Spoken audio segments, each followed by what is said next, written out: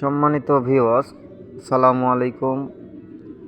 দেশ ও দেশের বাইরে থেকে যারা আমার এই ভিডিওটি দেখছেন তাদের সবাইকে গ্রামীণ কৃষির পক্ষ থেকে আন্তরিক শুভেচ্ছা ও অভিনন্দন।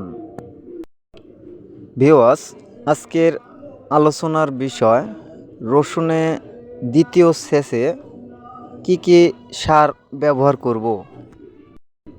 তার আগে ছোট্ট একটু রিকোয়েস্ট, আপনারা যদি আমার চ্যানেলে নতুন হয়ে থাকেন অবশ্যই লাইক, কমেন্ট এবং সাবস্ক্রাইব করবেন।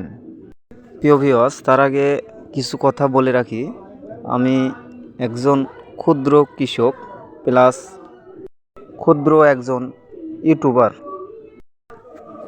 ভিউয়ার্স, আমার এই ক্ষুদ্র কথাতে যদি কোনো রকমের ভুল ত্রুটি হয় সবাই ক্ষমার দৃষ্টিতে দেখবেন এবং আমাকে সবাই সহযোগিতা করবেন।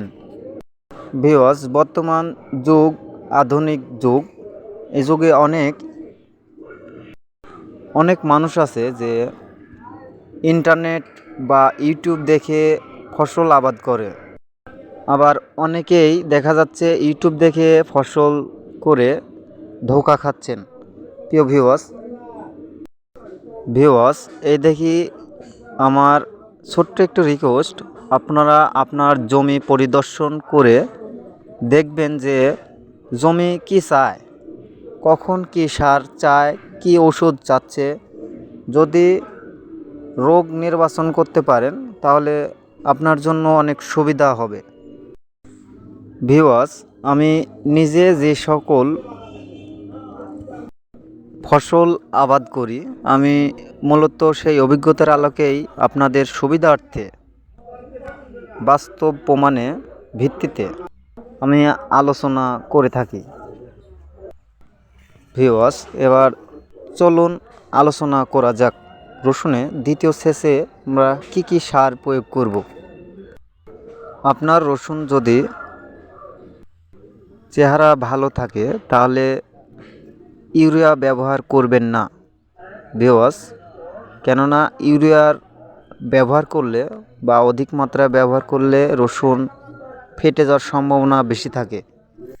তাই আমরা দ্বিতীয় সেচে টিএসপি বিঘা প্রতি 10 কেজি এবং ডিএপি বিঘা প্রতি 15 কেজি এবং এমওপি বা পটাশ বিঘা প্রতি 8 কেজি ব্যবহার করব। সাথে সিনজেন্টার গ্লোজিন যেটা জিঙ্ক 36%, এটি আমরা 2 কেজি ব্যবহার করব এবং যে কোনো কোম্পানির ম্যাগনেসিয়াম জাতীয় পাউডার আমরা 2 কেজি ব্যবহার করব এবং থিওবিট পাউডার 2 কেজি ব্যবহার করব। তাছাড়া আপনার রসুন যদি বেশি দুর্বল হয়ে থাকে তাহলে আমি পরামর্শ দিব আপনি আপনার জমিতে এগুলা সারের সঙ্গে বিঘা প্রতি 5 কেজি খৈল মিক্সার করে পানি নেবার সাথে সাথে এগুলা ছিটিয়ে দিন। এটি ব্যবহারে আপনি নিজেই অবাক হয়ে যাবেন এবং 5 থেকে 7 দিন পর আপনি জমি পরিদর্শন করে বুঝবেন যে সবার থেকে আলাদা আপনার রসুনই হয়েছে।